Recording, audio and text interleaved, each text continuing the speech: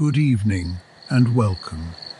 Wherever you are right now, you can let it be enough that you are here. There is nothing left to do tonight, nothing to fix, nothing to carry, nothing to hurry toward. The day is already behind you, folding itself away like a letter you don't need to read again. So let your body grow heavy. Let the bed or the chair or wherever you are resting hold all of your weight for you. I want to take you somewhere. It isn't far. It's a small country inn claimed to at massage end of a foy, and you have been traveling, and you have finally arrived. Picture it with me. A narrow road, dusty and pale, winding up between hedgerows that hum with the last bees of the evening. And at the top of a gentle rise, half hidden in flowers, an old stone inn. Roses climb its walls, pink and cream and deep buttery yellow, tangled all the way up to the eaves. Ivy softens every corner. The windows are small and warm, and they are just beginning to glow because inside someone has lit the lamps against the coming day. The sun is setting behind it. Not fiercely. This is July, and the light is kind. The whole sky has gone the color of honey and peach and the palaced rose, and the fields around the inn have caught that color and held it, so that everything, the grass, the flowers, the old grey stone, seems lit from within. The air is warm on your skin. It smells of cut hay, and of roses, and of wood smoke drifting thin from the chimney. You stand at the garden gate for a moment, just looking. There is no hurry to go in.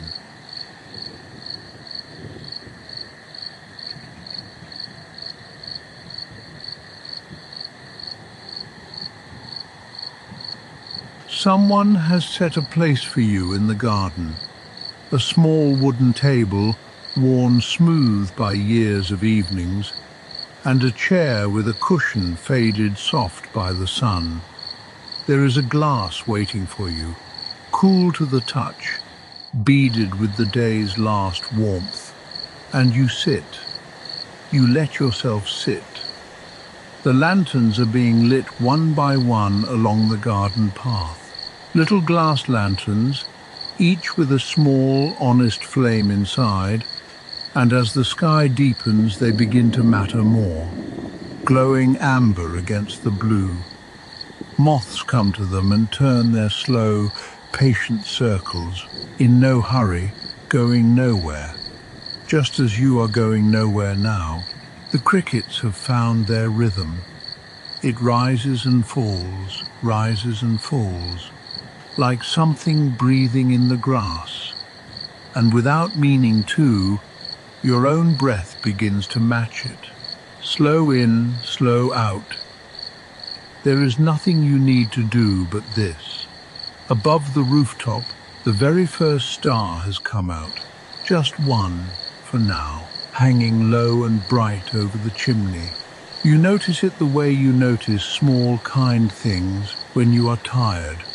Softly, gratefully, without needing to say anything about it. Somewhere at the far edge of hearing, there is a sound you can't quite place. A shimmer, a brightness in the air, thin as frost, though the night is warm. It might be the lantern's glass, settling as it cools. It might be a wind chime 3 gardens over. It might be something else, something waiting just out of sight that you will meet a little later when the sky is fully dark. But not yet. For now there is only the garden and the warm night and the honey-coloured light going slowly out of the sky. You are safe here. You are welcome here. You have nowhere to be but here. Rest your eyes if they'd like to close. The story will still be here. I'll carry it gently for you all the way through the night.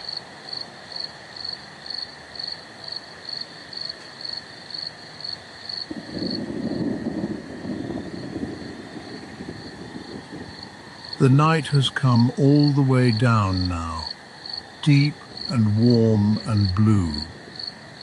The last of the honey light has drained from the sky, and one by one the stars have arrived to take its place. And you find that you have risen from your chair. You don't quite remember deciding to. It's the way things happen when you're this tired and this safe. You simply find yourself walking, slow and soft, down the garden path, past the last of the lanterns, toward a part of the garden you hadn't noticed before. There is an archway there, an old wooden arch, and it is covered in flowers. Roses and honeysuckle and pale climbing blooms, so thick they have almost hidden the wood beneath. And standing under that arch, waiting, as though it has always been waiting, is a sleigh, a silver sleigh. The kind you have only ever seen in old paintings or in the snow of a Christmas long ago. Its runners curl up gently at the front, graceful as the neck of a swan. Its sides are worked with fine, swirling patterns, silver gone, soft and grey bright in the moonlight, and along its edge hang small bells, round silver bells that stir just slightly in the breeze and shimmer. That was the sound, that thin, bright sound you almost heard from the garden. It was only ever this. But here is the strange and gentle thing. There is no snow.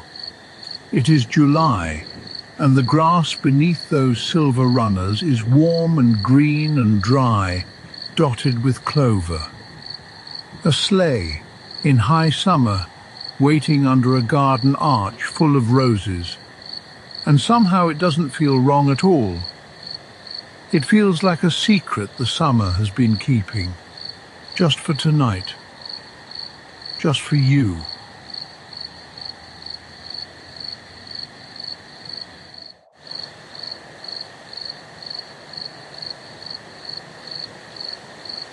And you are not alone.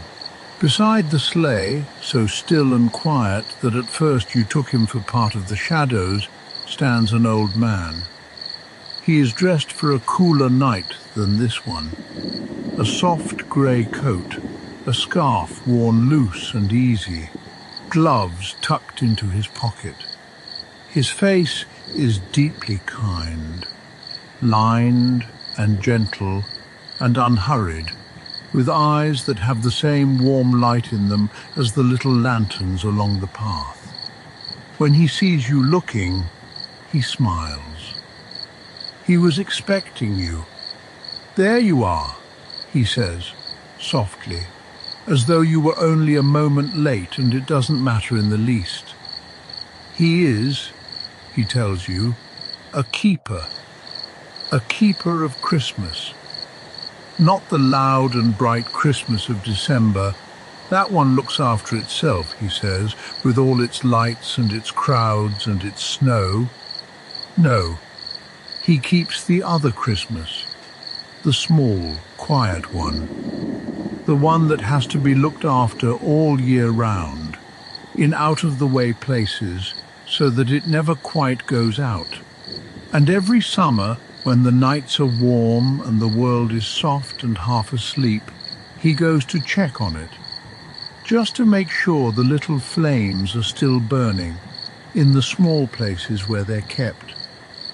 There is a folded blanket on the seat beside him, soft grey wool, though the night hardly needs it, and he lays his hand on it and looks at you, and there is a question in his kind old face that he doesn't even need to ask. Would you like to come? And you find that you would. More than anything, tonight you would. He offers his hand to help you up. It is a warm hand and steady, and you climb into the silver sleigh, and you sink down into the seat, and the wool blanket settles over you, soft as sleep itself. The bells shimmer.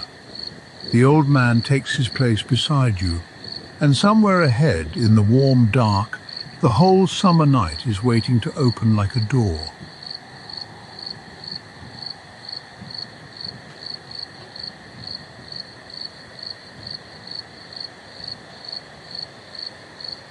The old keeper doesn't shake a rein or say a word of command. He simply settles back and breathes out, long and slow. And the sleigh breathes out with him, and it rises. So gently that you barely feel it begin. There is no lurch, no leap. It is more like the way a leaf lifts from still water, or the way sleep lifts you out of a long day without your ever noticing the moment you let go. The garden falls softly away beneath you. The lanterns become small, warm points of gold. The inn, with its glowing windows, grows quiet and small and dear, the way a home does when you look back at it from the road. And then you are out over the meadow. Below you, wide and silver in the moonlight, lies a whole field of wildflowers. In the day it would be a riot of colour. Poppies and cornflowers, ox-eye daisies, clover and vetch, and tall waving grasses. But by night the moon has painted it all in silver and soft grey and the deepest blue, and it moves. The warm night breeze runs through it in long, slow waves, and the whole meadow sways beneath you. 10,000 flowers bowing and rising, like a sea that has learned to be gentle. The runners of the sleigh skim just above the tops of the grasses. Now and then a taller stem brushes the silver and lets go, and springs slowly back. You trail your hand over the side into the warm, rushing air, and it is like dipping your fingers into a river made of nothing but summer.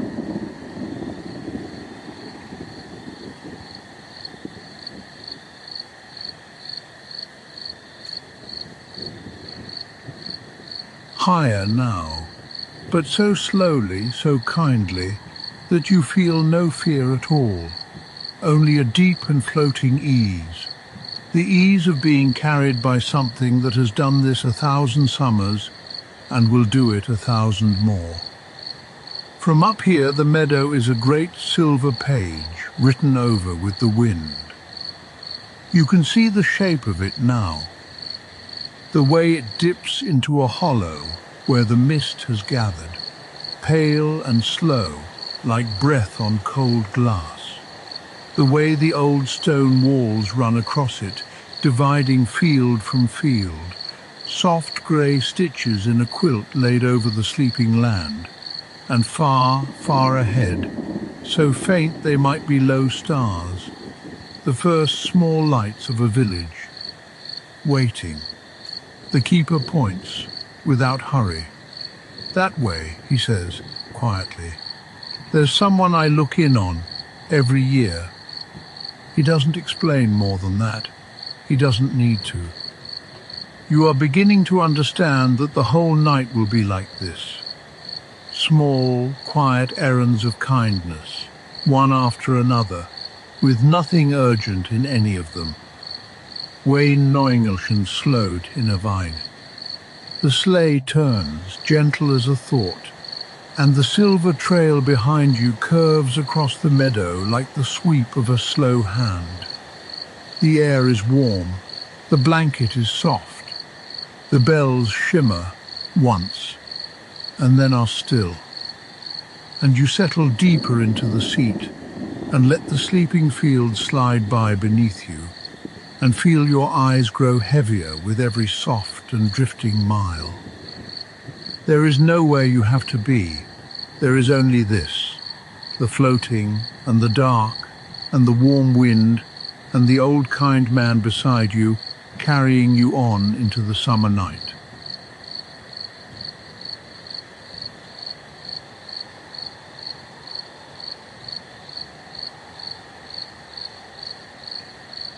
Ahead, the small faint lights have grown. They gather themselves out of the dark and become a village, a little cluster of cottages and crooked lanes tucked into a fold of the hills, fast asleep beneath the stars. The sleigh slows. It always seems to know when to slow, and it drifts down until you are gliding just above the rooftops, close enough to see the moss on the old slates, the swifts asleep under the eaves, a cat sitting quite still on a garden wall, watching you pass with round, unsurprised eyes. Most of the windows are dark now, but not all. Here and there, a warm square of lamplight still glows. Someone reading late, someone rocking a baby, someone who simply likes to leave one light burning against the dark. And there is something else, something that makes the keeper smile as you pass over. Christmas lights, faint strands of them, soft and small, strung along a fence, looped over a cottage door, glowing gently in the July night, green and gold and softest red. You see, the keeper murmurs, they never quite take them down. Not here. They keep a little Christmas burning all year long. A light or two, just enough, because they know how long the dark can feel and how much a small light can mean.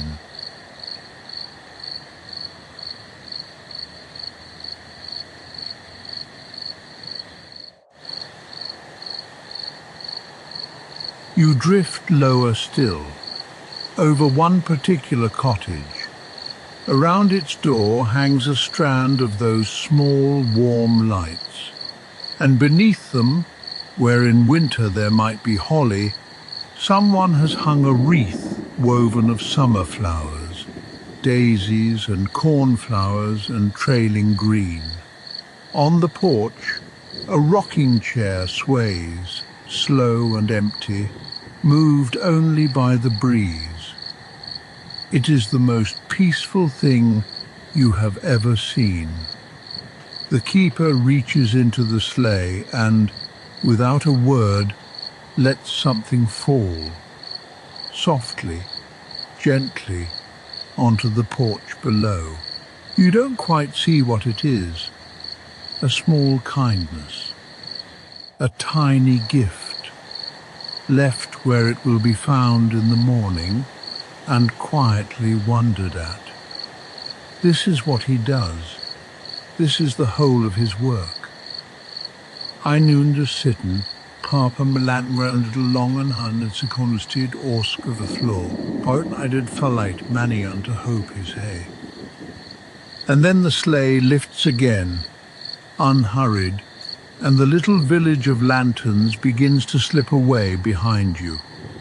You watch it go. The warm windows, the small strung lights, the empty chair still rocking.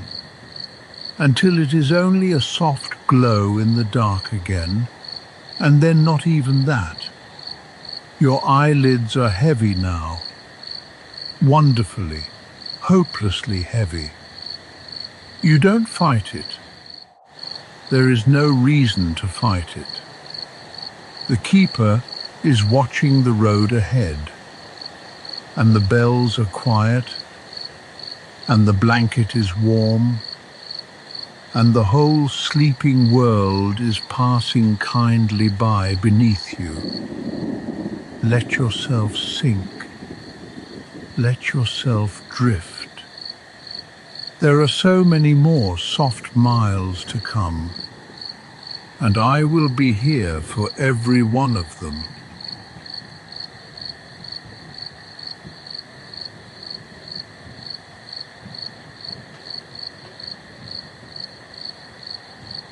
The land below has opened out again, wide and low and gentle, and the sleigh comes down toward a farm, asleep beneath the moon.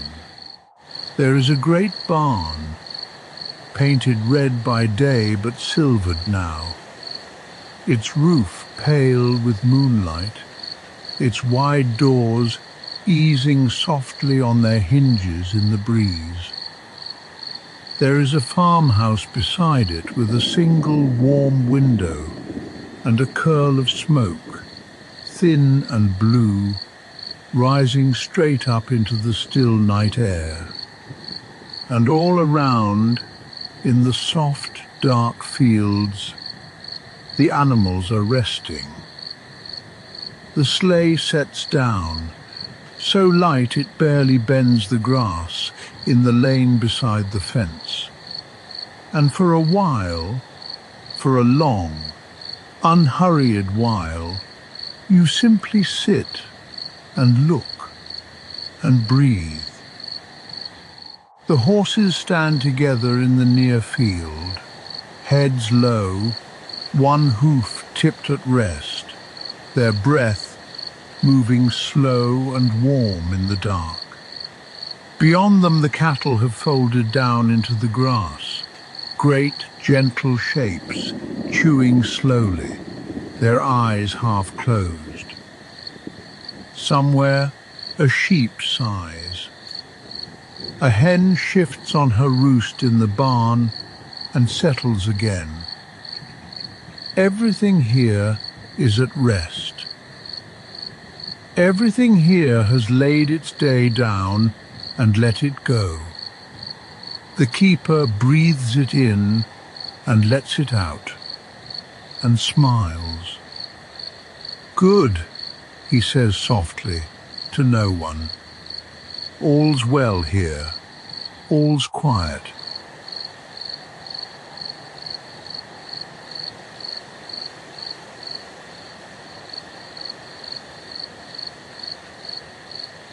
You climb down, quiet as you can, and cross to the open door of the barn. Inside it is warm and dark, and it smells of hay and dust and animals and summer, one of the oldest, kindest smells there is. A lantern hangs from a beam, turned so low it is barely aglow, and in its light you see the whole soft world of the barn, the stacked bales, the long bars of moonlight falling through the door across the straw, and, curled on a bale near the wall, a cat, fast asleep, one paw over its nose. Nothing here needs anything from you. You have only come to see that it is well, and it is well. The keeper leaves one of his small gifts on the windowsill, you still never quite see what, and rests his hand for a moment on the warm neck of a horse, who breathes out, deep and content, and does not wake. And you feel it working on you too, this deep animal peace, the warmth, the slow breathing all around you, the sense that here, at least in this one small place, everything is exactly as it should be, and nothing is asked of anyone but to rest. Your shoulders let go, your hands lie open and easy. The last of the day's holding on unclenches somewhere in your chest and drifts away into the warm dark of the barn. When you climb back into the sleigh, you are heavier than before, heavy with ease, heavy with sleep. The blanket welcomes you, the keeper takes his place, and the farm slips softly away beneath the moon as you rise once more into the summer night, on toward the water and the stars.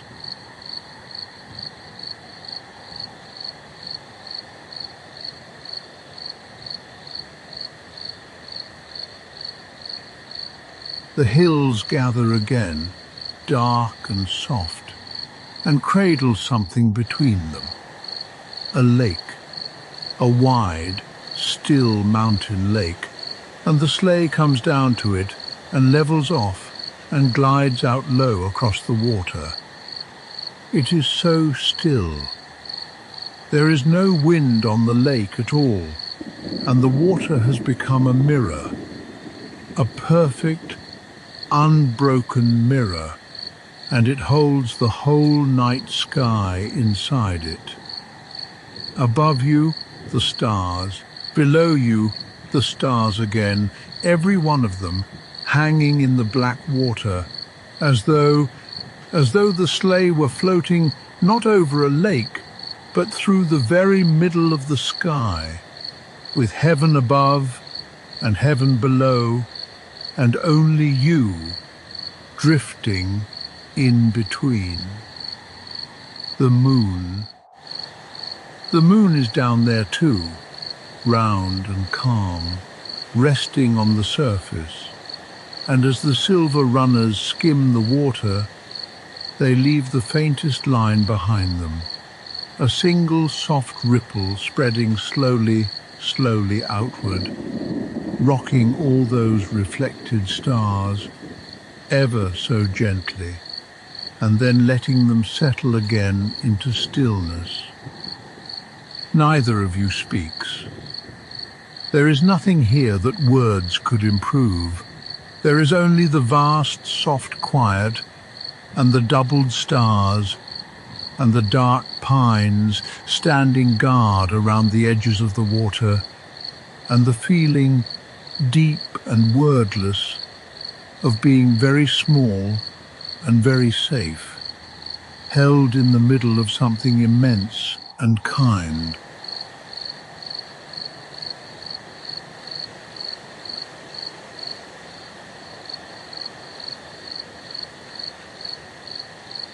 The sleigh drifts to a stop, right at the heart of the lake, and for a while you just rest there, held on the still water, turning slowly beneath the turning stars. The keeper leans a little over the side and lets his fingertips trail in the water. Rings of light spread out from them, slow and silver, widening across the black mirror, catching the reflected stars and setting them softly rocking. He watches the rings go out toward the far shore and fade, and he seems to be listening to something you can't hear. "This is one of the quiet places," he says at last, very softly. "The kind that keeps a bit of Christmas without even knowing it. All this peace, this waiting, this stillness under the stars. That's the same feeling, you know. December just puts snow on it." You let his words settle and sink, and mean less and more than themselves, the way words do when you are nearly asleep. You lie back against the soft seat and look straight up into the enormous sky. So many stars, more than you could ever count, and no reason at all to try.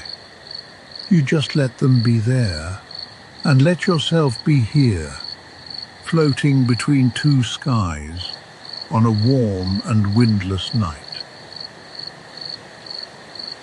Your breathing has gone slow and deep now, as slow and deep as the lake itself. In and out, in and out. Each breath a little softer than the one before. And the sleigh begins, so gently you hardly notice, to lift again from the water, rising from the mirror of stars, carrying you on, higher and softer toward the edge of the sea.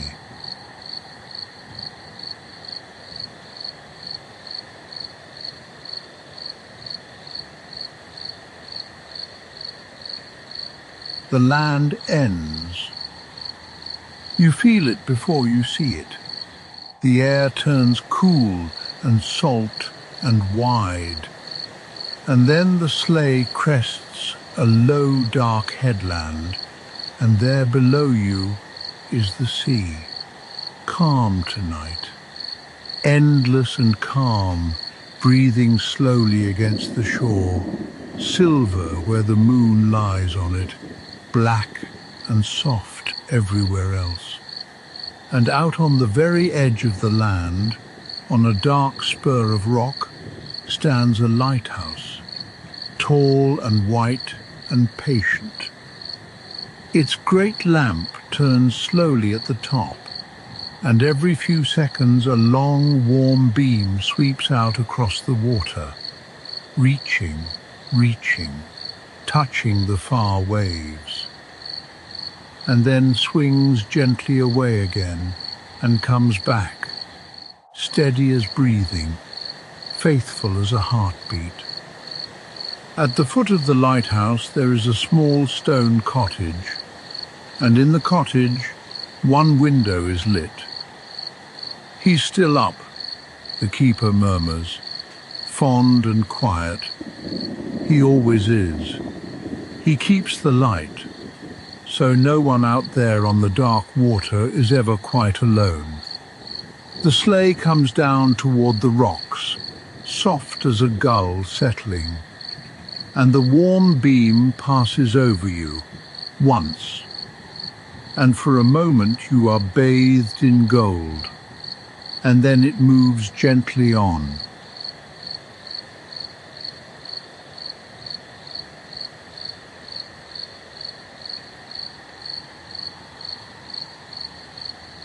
This is the first true gift of the night.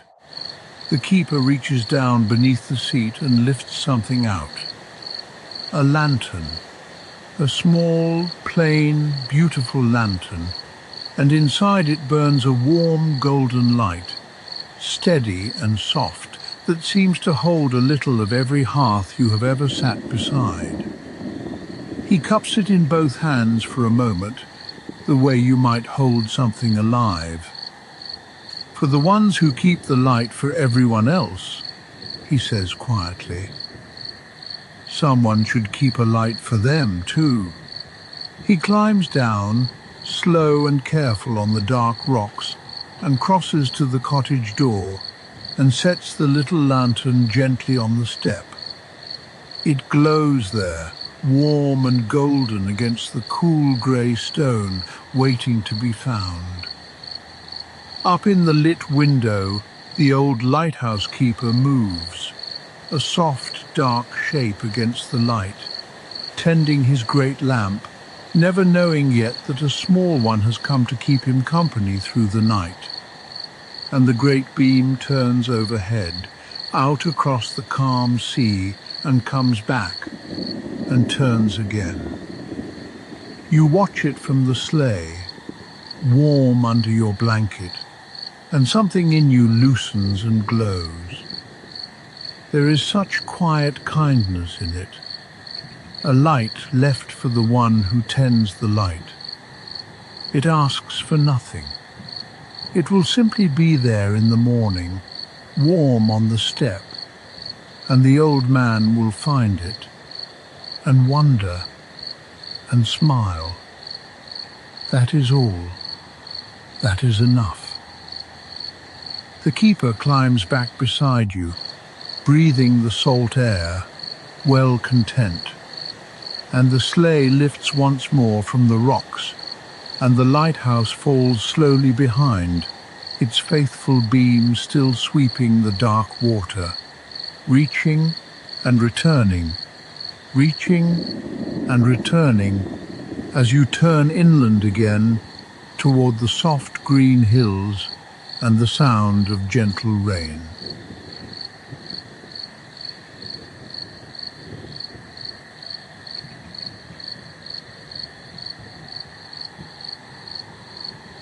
Inland the hills rise green and gentle, and over them a soft rain has begun to fall.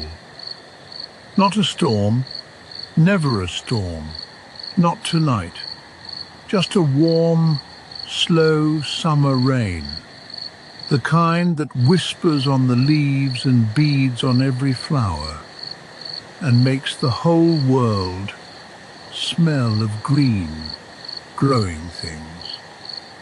The sleigh moves quietly through it, and the rain does not touch you. It seems to part around the little space you and the keeper share, and fall softly all around. And nestled in a fold of those misty hills, glowing like an ember in the rain, is an inn. Every window is warm with light. On its door hangs a wreath, and along its eaves runs a faint strand of small Christmas lights, glowing red and green and gold through the drifting rain. Smoke rises from its chimney and flattens softly in the mist. It is, the keeper tells you, an inn that keeps Christmas all year long. Not loudly, not for show, but quietly, in its heart. Because the woman who keeps it believes that no traveller should ever arrive somewhere cold in any season. So the fire is always lit, the wreath is never taken down, and the light is always on.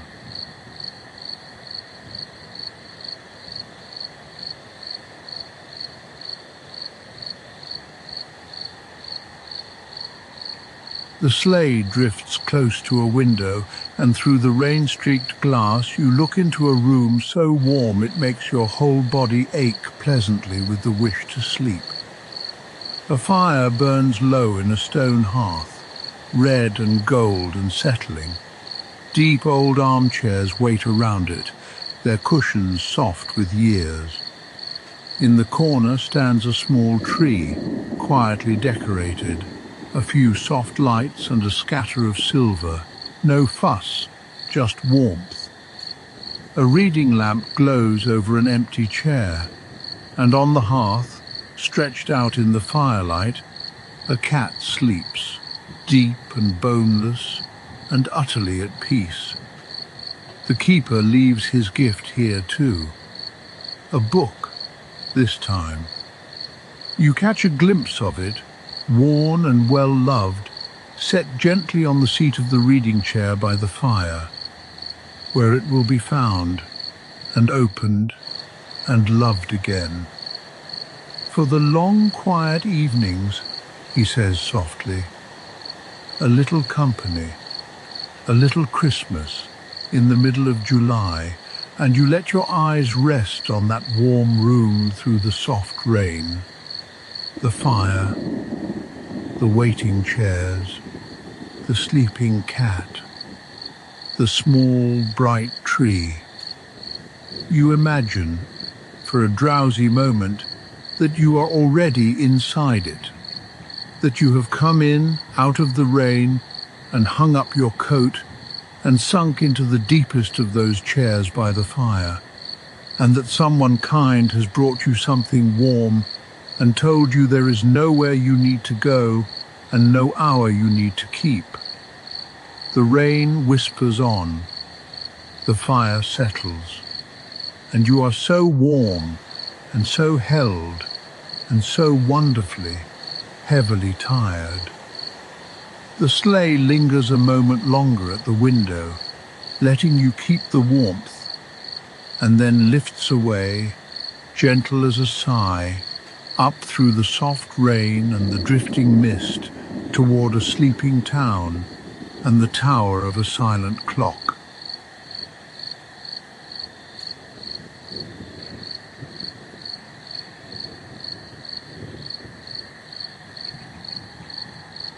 The rain has thinned to nothing, and the mist has cleared, and below you now lies a small sleeping town.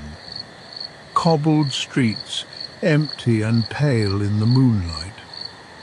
Shuttered shops. Flower boxes on the windowsills, sleeping too. And rising over the little square, taller than everything, an old stone clock tower.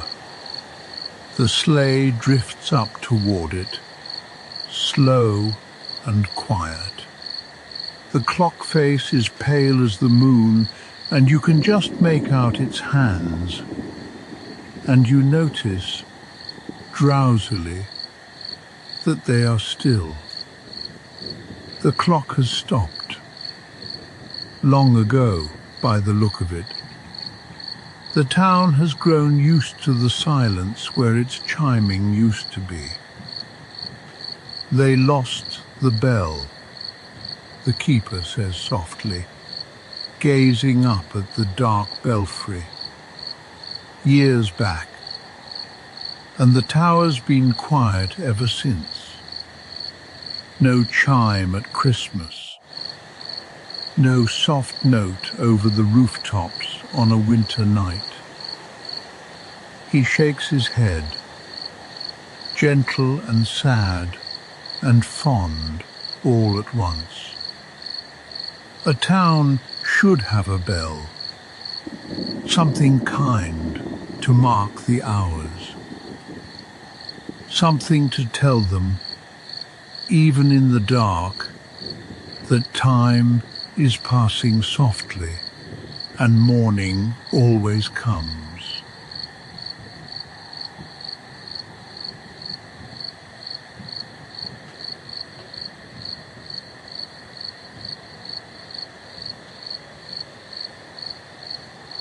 The sleigh rises level with the belfry and drifts in through the great stone arches into the quiet dark of the tower.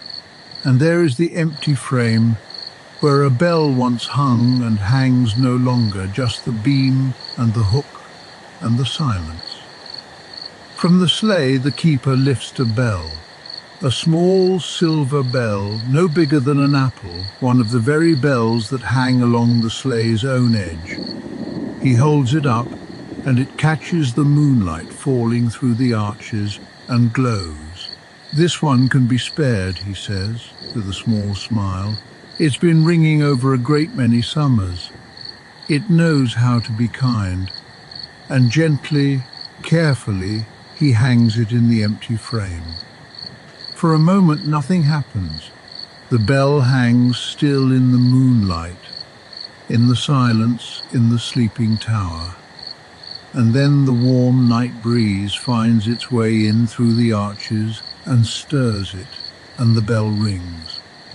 Once a single clear, soft silver note, no louder than a held breath, and it spreads out from the tower, out over the cobbled square, along the empty streets, in through the shutters, over the flower boxes, into the dreams of everyone asleep in that little town.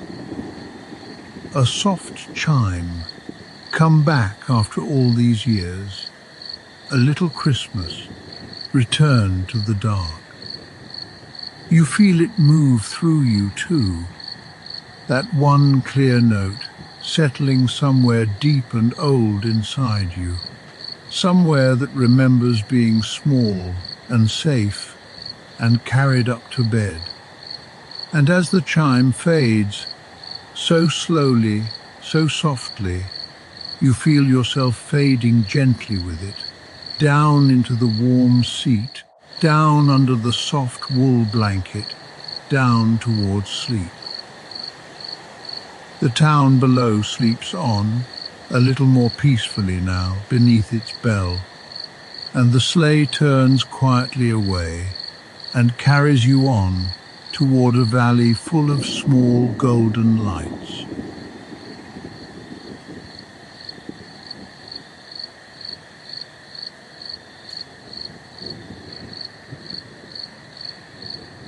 The hills part and cradle a valley between them, and the sleigh drifts down into it, slow and low. And the valley is full of light, fireflies, thousands upon thousands of them, drifting and rising and falling through the warm, dark air. Tiny points of soft gold light, blinking on and off and on again, all through the valley, among the dark trees, over the deep grass, all the way up the gentle slopes on either side.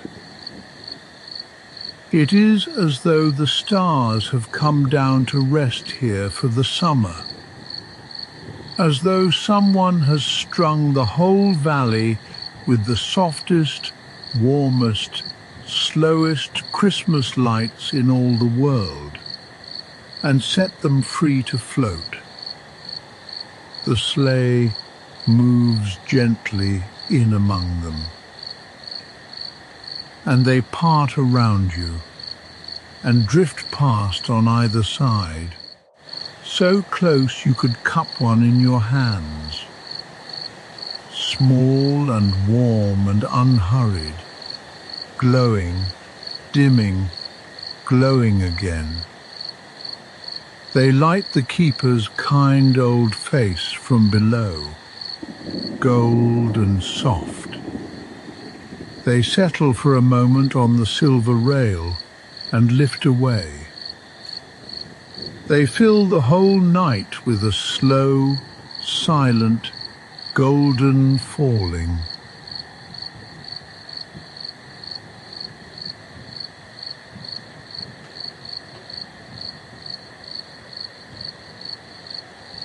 The sleigh slows and stops and simply rests there, deep in the valley, haloed in drifting gold. There is nowhere to go. There is nothing to deliver here. This is not an errand. This, the keeper seems to feel, is a gift the night is giving back, to him and to you, for all the small kind things carried through the dark. So you sit and you watch. The fireflies rise slowly out of the grass and drift and blink and fall and rise again. There is no pattern to it, and no hurry, and no end.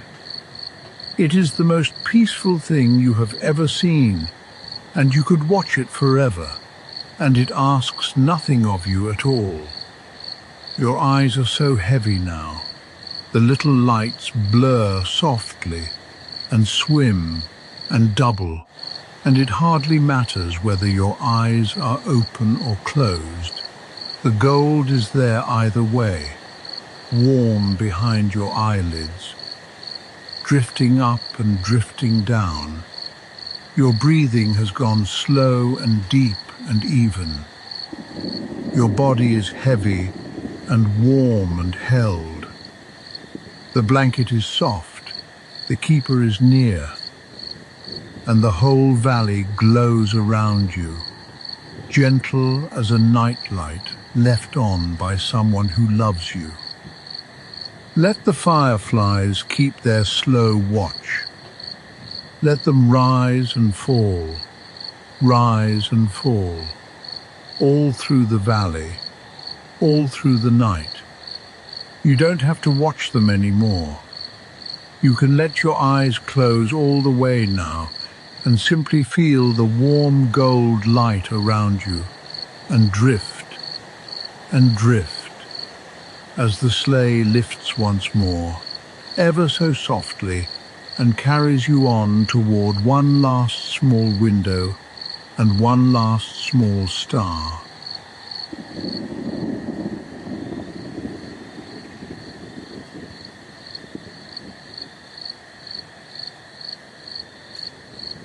It is very late now, or very early, that soft, secret hour when the night is at its deepest and the whole world is asleep.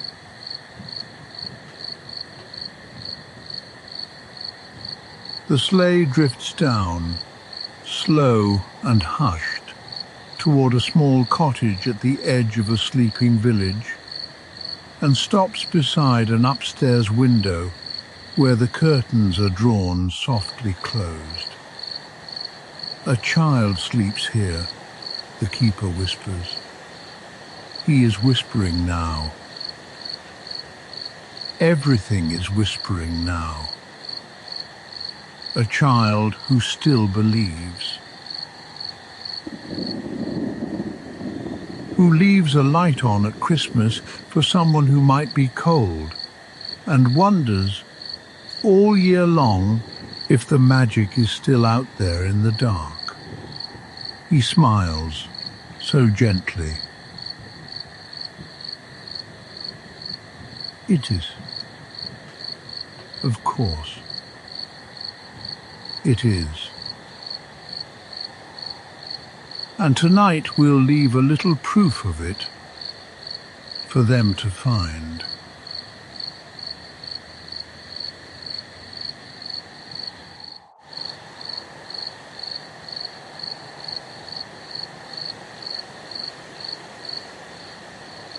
From beneath the seat, the keeper lifts the last gift of the night. A star. A small one, small enough to hold in the palm of a hand, and it shines with a soft silver gold light, warm and living, as though a single point of the sky had come loose and been gathered up and kept safe for exactly this. He leans out, slow and careful, and sets it on the child's windowsill, among the flowers. It glows there, small and steady, against the dark glass. And beyond the glass, dim and soft, you can just make out the child, fast asleep, utterly peaceful, one small hand curled beneath a cheek, breathing the slow, deep breath of a child who feels entirely safe in the world. In the morning they will wake and go to the window and find a star. And they will never quite be able to explain it, and they will never quite stop believing. And that, the keeper's kind face seems to say, is the whole reason for the journey. Not the lantern, or the book, or the bell. This, a small light, left where a child will find it. A little proof that the magic is still out there in the dark, keeping watch all year round. You watch the small star glow on the windowsill, and you feel the last of your waking self let go. You are so warm, you are so safe, you are so deeply, wonderfully tired. Your breathing has slowed almost to the rhythm of the sleeping child's. In and out. In and out. There is nothing left to do tonight but sleep. And the star will keep its small light burning, and the keeper will watch over the last soft miles, and you can let go all the way now into sleep. As the sleigh turns gently for home, and far away, at the very edge of the sky, the first pale softness of the dawn begins.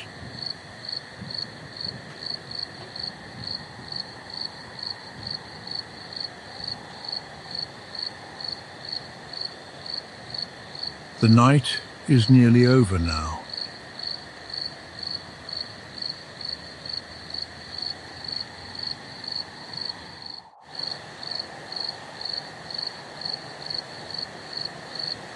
And the sleigh is turning gently for home, at the very edge of the world, where the dark meets the land.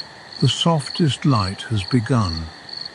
Not the sun, not yet, just the palest breath of rose and grey and gold spreading slow along the rim of the sky.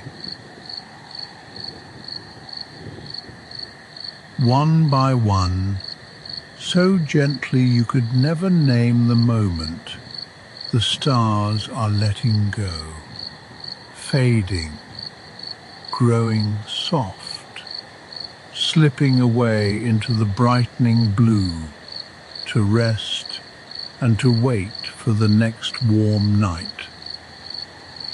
Below you, the whole country you have crossed lies sleeping still, wrapped in low white mist. The meadows, the little villages, the farm and the lake and the sea far off. The clock tower with its new small bell, the valley where the fireflies have gone quietly out with the coming light. And somewhere, on a windowsill, a small star, still glowing, waiting to be found. You are so deeply at rest now, you barely feel the sleigh moving at all. You are only warmth and softness and slow, deep breathing, carried gently home through the first pale light of a summer morning.